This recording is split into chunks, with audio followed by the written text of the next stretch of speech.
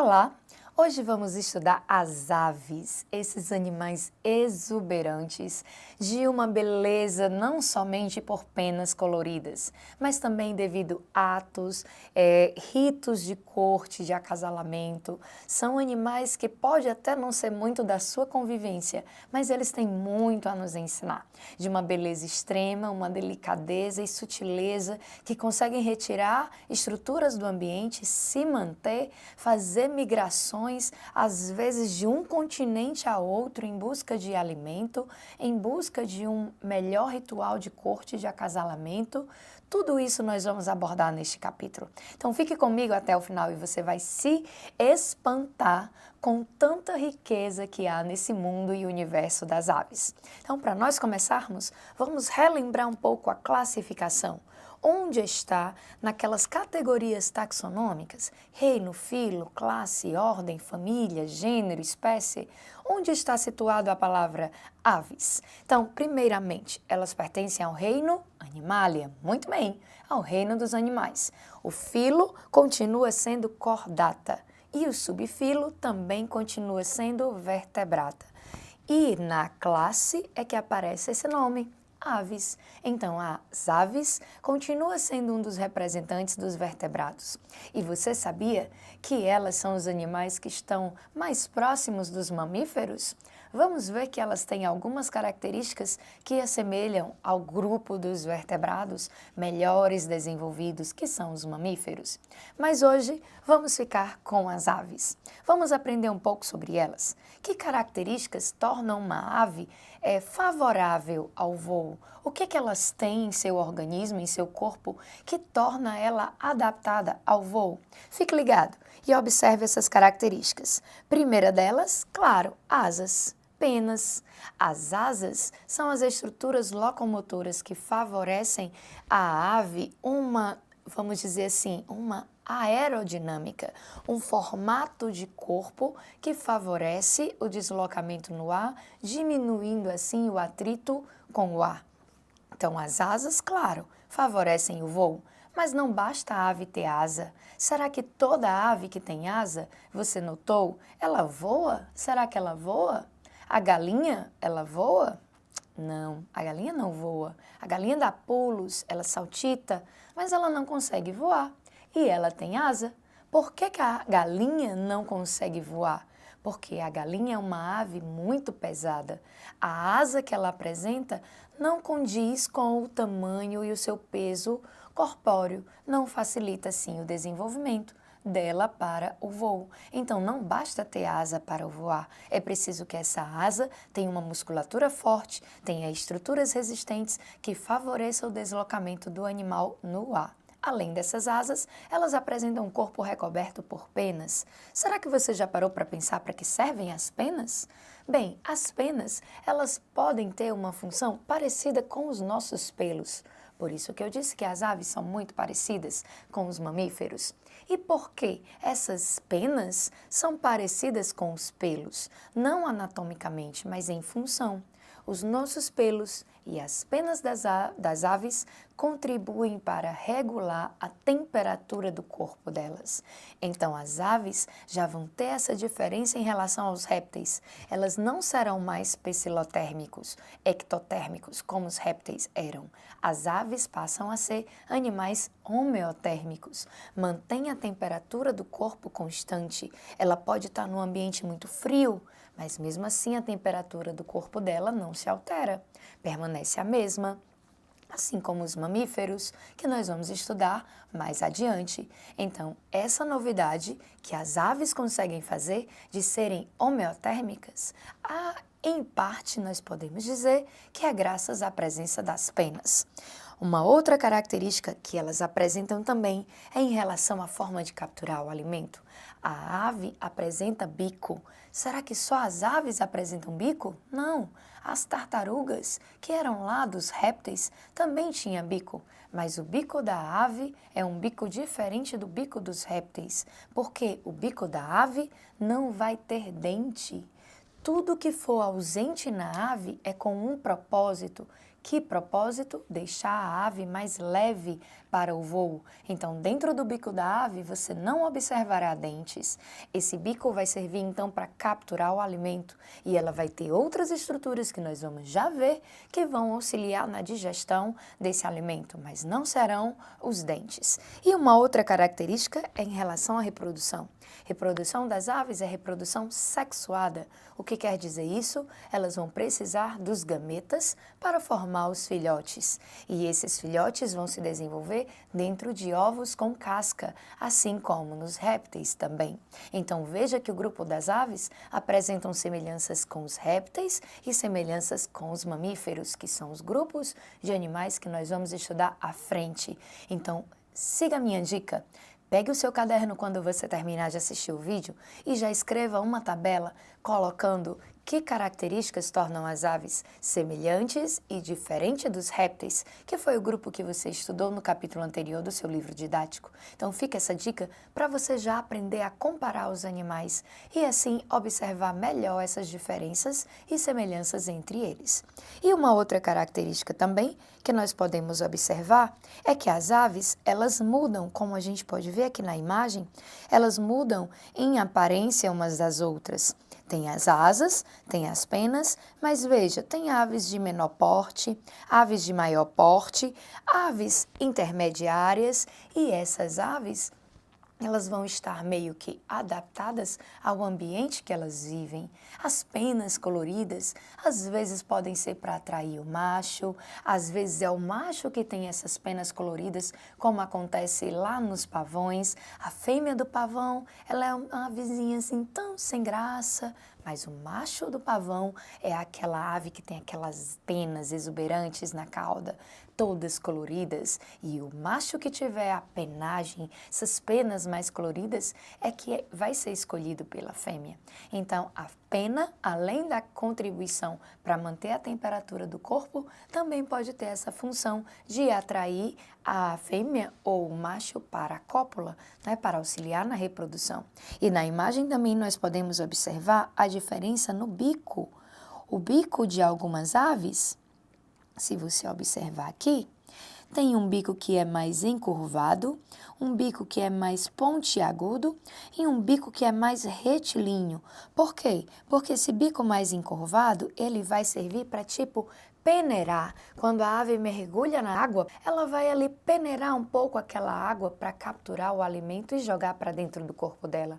Já esse bico um pouco mais pontiagudo e um pouco encurvado é para quê? Porque essa ave vai conseguir dilacerar a carne. Ela vai arrancar pedaços da carne daquela presa para facilitar a sua digestão. Como se fosse o dente, lembra que ela não tem o dente? Mas ela vai apresentando estruturas que podem substituir esse dente e auxiliar nessa digestão do alimento. Enquanto que essa outra ave, de bico mais retilíneo, mais curtinho, é mais adaptada à captura de insetos. Então, aqui você tem um representante insetívoro, aqui você tem um representante carnívoro e outro representante também carnívoro. Os flamingos, as águias e as andorinhas representadas aí na imagem. Ainda para deixar o seu estudo mais empolgante, depois observe essas imagens dessas aves em pequenos documentários, que tem vários na internet. Busque saber como é o modo de vida de uma ave do seu interesse, uma ave que tem aí na sua região, mas que você nunca teve tempo ou até mesmo curiosidade de observar como ela é. Faça isso, essa pesquisa também vai acrescentar no seu conhecimento. Voltando aqui para as imagens, continuamos a observar o bico das aves. Aqui no bico dessa ave, você pode observar que é um bico mais adaptado para capturar pequenos peixes. A ave não mergulha por inteiro na água, mas ela bota o bico e aí ela captura o peixe para facilitar também a sua alimentação. Enquanto que o papagaio, com esse bico mais como se fosse um quebrador de nozes, um descaraçador de frutas, é justamente para isso. Ela vai pegar com o bico dela e tirar, quebrar caroços de sementes que sejam mais duras para a sua alimentação. Enquanto que aqui nesta outra ave você vê um bico como se estivesse cruzando uma ponta com a outra. Por quê? Porque ao se cruzar também vai facilitar a captura de sementes como pinhões. E assim, nós temos aí uma variedade de aves pelo nosso Brasil. Fica a dica para você depois pesquisar quais dessas aves que você encontra mais aí comumente na sua região. Voltando para as características das aves, nós podemos observar agora na imagem o sistema digestório.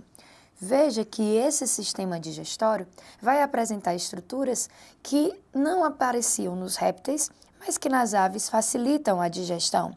Veja essa estrutura moela, veja essa estrutura papo. Quando você observa aqui a entrada do alimento, vamos acompanhar pela imagem. A ave captura o alimento pelo bico. Esse alimento vai passar por um tubo denominado faringe. Ao ser empurrado pela faringe, vai cair nesse outro tubo denominado esôfago. E quando o esôfago continua, é como se houvesse uma protuberância no esôfago, que passa a ser chamado de papo. Para que esse papo? O alimento vai ficar aqui dentro por um tempo, com o objetivo de amolecer o alimento. Ao ficar mais molinho, o alimento continua o seu percurso no tubo e cai agora no estômago. Esse estômago, primeiro estômago denominado proventrículo, ele seria um estômago mais, vamos dizer assim, mais químico. Ele vai liberar enzimas para auxiliar nessa quebra do alimento? Será? Também, mas ele também vai ter uma força. Essa força é mais conferida aqui na moela. A moela, como você observa aqui, que seria o próximo, vamos dizer assim, local de colocar esse alimento, a moela já pegou o alimento amolecido, que recebeu algumas substâncias químicas, as enzimas, e ela vai fazer o quê? Triturar. Então, é como se fosse o estômago mecânico. Imagina um liquidificador. O alimento, quando cai ali no liquidificador, ele não é rapidamente triturado. Então, essa moela vai fazer essa trituração do alimento para auxiliar ainda mais na digestão, para depois ser absorvida pelo intestino, cai aí no intestino, onde o alimento vai ser absorvido e será eliminado pela cloaca. Observe que não tem o nome ânus.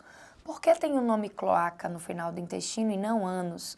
Porque pela cloaca, tanto a ave libera os excretas, as fezes, como ela também coloca os seus ovos. E quando essa abertura tanto serve para eliminar, melhor dizendo, né, os ovos e as fezes, não passa a ser denominada de ânus, e sim de cloaca. Finalizando o sistema digestório, vamos passar para o sistema respiratório. No sistema respiratório, também você observa na imagem uma estrutura muito legal. Esses saquinhos, esses saquinhos são denominados de sacos aéreos. O pulmão é essa parte rosada, aqui, essa parte aqui. Aqui é o pulmão da ave. Esse pulmão, perceba que aparece ao redor dele esses saquinhos, os sacos aéreos. E esses sacos aéreos, eles vão fazer o quê? São projeções do pulmão que vão aumentar, expandir a capacidade respiratória. E aumentar essa capacidade respiratória significa gerar mais energia para a ave. Porque o que é que o pulmão faz? Ele gera energia a partir das trocas gasosas. Então, ao ter essa capacidade ampliada, a ave vai conseguir gerar mais energia. E para que a ave precisa de mais energia? Imagina uma ave migratória que saiu lá da região norte do planeta e foi até mais ou menos a linha do Equador. Então, ela, sem parar, só voando, ela está gastando muita energia. E uma estrutura que facilita essa redução de gasto energético são justamente esses sacos aéreos que aparecem somente nos pulmões das aves. Então, os pulmões das aves apresentam essa estrutura exclusiva, que facilita vamos dizer assim, esse aumento de produção de energia para a ave. É a estrutura mas que você deve olhar com mais afinco. Além disso, observe aqui na imagem esse nome, siringe.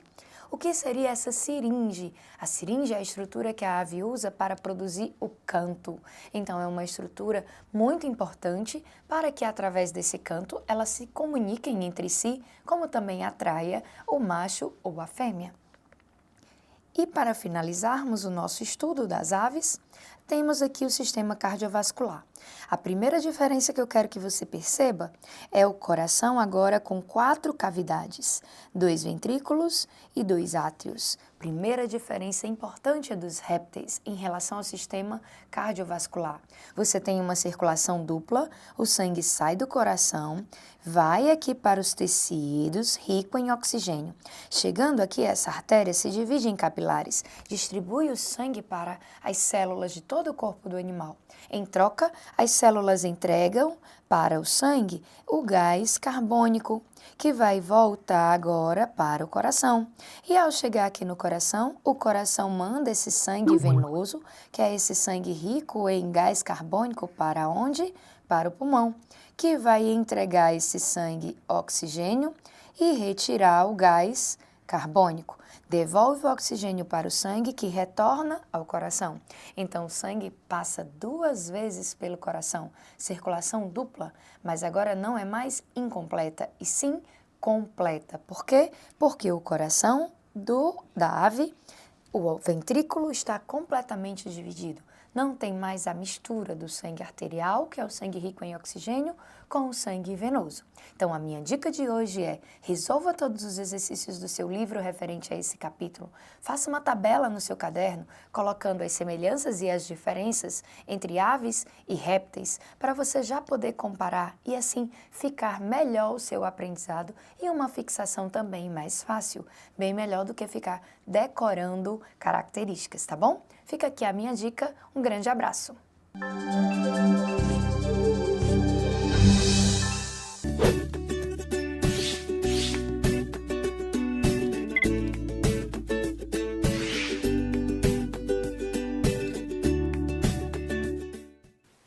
Quando um bebê nasce, qual é um dos primeiros contatos que ele tem com sua mãe? Seria a sua alimentação. Essa alimentação ela vem por meio de uma secreção produzida no corpo materno, que é o leite materno.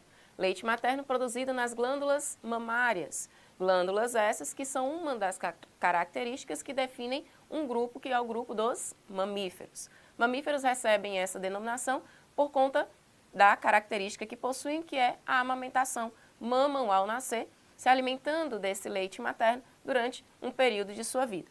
Além das glândulas mamárias, o grupo dos mamíferos também apresenta outras características, como a presença de outras glândulas, como as glândulas lacrimais, de onde saem as lágrimas, também as glândulas sebáceas, que produzem uma secreção que lubrifica os pelos e a pele, também as glândulas sudoríparas, que eliminam o suor, um importante meio de controle da temperatura corporal. Ao eliminar o suor na superfície do corpo, quando o suor evapora, retira parte do excesso de calor produzido durante o metabolismo do animal, no caso do ser vivo.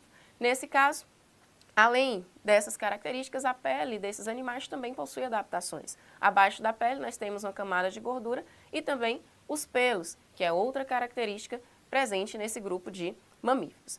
Nessa imagem nós temos a pele, um esquema da pele dos mamíferos, onde a gente pode ver a camada de gordura, que fica abaixo da última camada da pele, a presença das glândulas, como a glândula sudorípara, que segue por um ducto até a pele, onde se espalha pela pele o suor a partir dos poros. Também as glândulas sebáceas, onde elas eliminam o sebo que percorre toda a superfície do pelo e também se espalha na pele, garantindo assim a lubrificação. As camadas superiores da pele e a camada mais interna da pele, a epiderme e derme. Além da pele, uma característica desses animais é a presença do esqueleto, que auxilia na proteção e também na sustentação do corpo desses animais. O esqueleto nos mamíferos é dividido em 2 partes, a parte axial, o esqueleto axial, e o esqueleto apendicular. O esqueleto axial, como podemos observar nessa imagem, ele é formado pelo crânio, que é o local onde fica guardado o encéfalo, do qual faz parte o cérebro, e também a coluna vertebral, que possui orifícios por onde passa a medula espinal. Além disso, no crânio nós também temos a mandíbula, que é o único osso móvel da face que permite a mastigação dos animais. Ligado à coluna vertebral, nós temos a caixa torácica, formada pelas costelas. A caixa torácica que vai proteger alguns órgãos, como os pulmões e também o coração. Ligando os membros anteriores e posteriores ao esqueleto axial ou ao tronco do animal, nós temos também o esqueleto apendicular. Esqueleto apendicular, portanto, vai ligar a cintura pélvica, que liga os membros posteriores, e a cintura escapular, os membros inferiores, ao corpo, que é o tronco. As costelas também estão ligadas, né, fazem parte dessa parte do esqueleto apendicular. Além do esqueleto, os animais eles também vão ter os seus sistemas, sistema digestório, circulatório, respiratório, excretor, reprodutor, que também vão ser característicos e vão representar algumas características nesse grupo. Em relação à digestão, esses animais eles apresentam um sistema digestório completo, ou seja, formado por boca e ânus, também variam muito a sua forma de alimentação. Podem ser carnívoros, alimentando-se de carne, herbívoros, de vegetais, ou onívoros, que se alimentam tanto de carne quanto de vegetais. Para que eles tenham a sua alimentação, eles também possuem uma dentição adaptada a esse tipo, que vai variar de acordo com carnívoros, herbívoros ou onívoros, cada um tendo uma dentição específica para o tipo de alimento que consome. Aqui nós temos uma representação do sistema digestório de um herbívoro e de um carnívoro. É possível observar que nos carnívoros o estômago é bem mais desenvolvido do que nos herbívoros. Isso acontece porque a maior parte da proteína ingerida pelos carnívoros, que está presente na carne, ela vai ser digerida no estômago. Já os herbívoros, a sua digestão acontece principalmente no intestino. Os herbívoros, eles não possuem enzimas para a digestão da celulose. Por conta disso, eles vivem em simbiose, ou seja, em uma relação de benefício mútuo com alguns micro-organismos que vão dissolver, que vão digerir essa celulose. Esses micro-organismos vivem no seu intestino, digerem a celulose para que ele possa aproveitar os nutrientes presentes nessa substância. Por isso, nos herbívoros, o intestino é bem mais complexo, bem maior do que nos carnívoros, que já fizeram a sua digestão no estômago. Além da diferença entre o sistema digestório dos herbívoros e dos carnívoros, nós temos também os ruminantes. Os animais ruminantes, como boi, carneiro, camelos, por exemplo, eles apresentam um estômago dividido em 4 compartimentos e também utilizam micro-organismos simbiontes para auxiliar nessa digestão, já que os herbívoros eles não possuem enzimas para a digestão da celulose.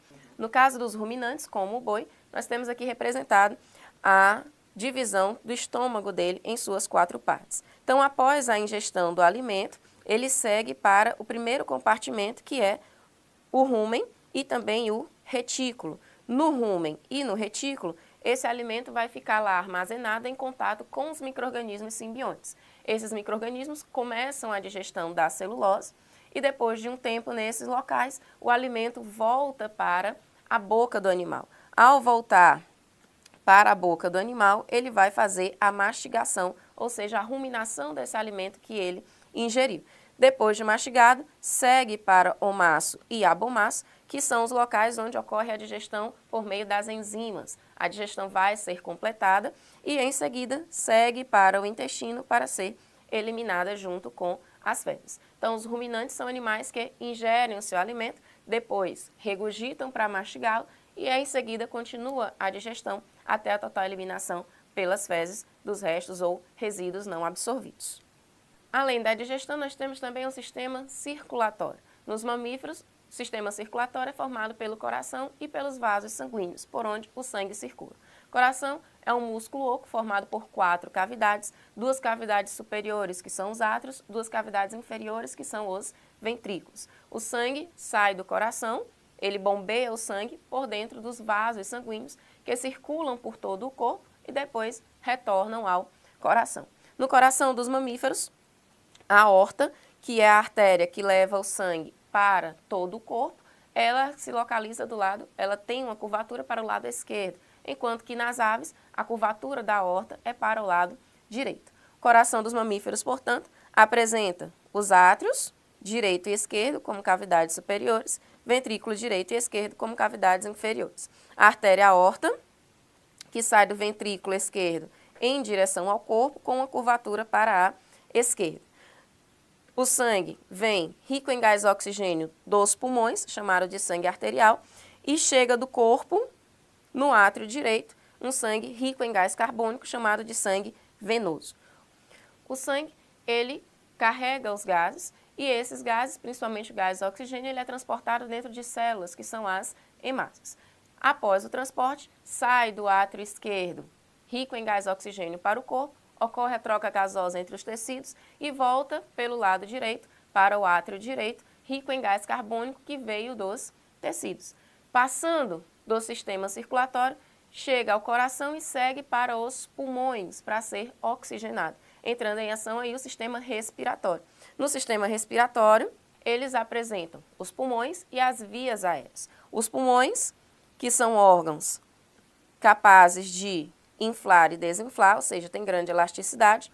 As vias aéreas, formadas pela cavidade nasal, a faringe, a laringe, a traqueia, os brônquios, os bronquíolos, que ficam dentro dos pulmões, e na ponta dos bronquíolos temos um conjunto de sacos enervados, né, cheio de invaginações internas, que são os alvéolos pulmonares. Os alvéolos pulmonares são envolvidos pelos capilares, que levam o sangue rico em gás oxigênio do coração para os pulmões. E nos alvéolos ocorre a hematose, ou seja, a troca de gases. O gás carbônico passa para o sangue e o gás oxigênio do sangue vem para os alvéolos para que volte ao coração o sangue arterial e circule por todo o corpo.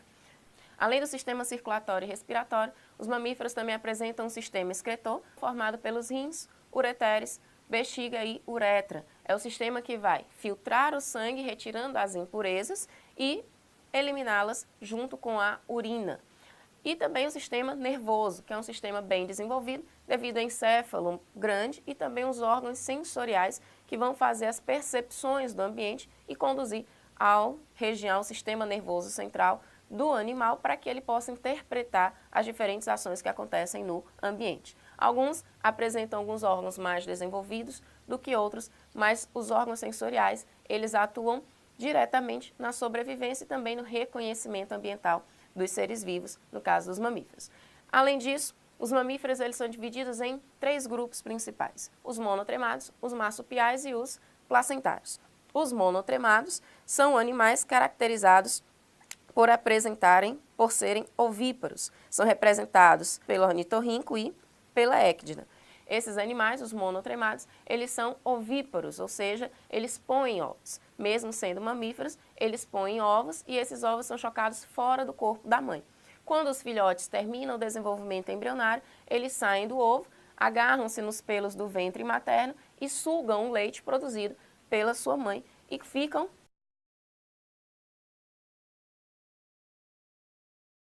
durante o seu desenvolvimento até chegarem ao momento em que não precisam mais mamar, sempre junto à sua mãe. Além dos monotremados, temos os marsupiais, representados pelo camburu e aqui pela cuíca. Esses animais possuem uma placenta rudimentar, portanto, eles não conseguem sustentar todo o desenvolvimento embrionário dentro do útero. São vivíparos, no entanto, com placenta rudimentar. Quando o filhote começa o seu desenvolvimento embrionário, passa alguns dias dentro do útero, mas eles nascem prematuros. Após o nascimento, seguem para uma bolsa presente no ventre materno, que é o marsúpio, observado aqui no canguru. Uma vez no marsúpio, ele fixa-se nos mamilos e começa a sugar a secreção materna, que é o leite, até completar o seu desenvolvimento embrionário. Vai crescendo junto da mãe até atingir a independência. E também temos os placentários. Os placentários são animais que já apresentam a placenta bem desenvolvida e a partir dessa placenta ocorre a ligação entre a mãe e o feto por meio do cordão umbilical. Então, nos placentários, a placenta que se desenvolve após a fecundação, ela liga o feto e a mãe por meio do cordão umbilical. Então, os nutrientes na corrente sanguínea da mãe passam para a corrente sanguínea do feto na placenta e segue pelo cordão umbilical até o feto. Os resíduos e excretas produzidos pelo feto seguem pelo cordão umbilical até a placenta, onde passam para a corrente sanguínea da mãe e a mãe elimina pelo sistema excretor. Os placentários são divididos em alguns grupos, certo? Os mais comuns, nós temos aqui os representantes dos placentários. Os cetáceos, como os golfinhos, que é diferente dos mamíferos terrestres, não apresenta pelos na sua superfície corporal e sim um tecido bem gorduroso, que vai auxiliar na manutenção da temperatura, assim como os pelos para outros mamíferos, como, por exemplo, os perissodátilos, os insetívoros, os roedores, que são animais que apresentam pelos, entre outros componentes do grupo dos placentários. Assim percebemos que os mamíferos, eles apresentam adaptações que garantem a sua sobrevivência e assim podem ocupar diferentes ambientes, os terrestres, os aquáticos e também os aéreos, como os morcegos. Bons estudos e até a próxima!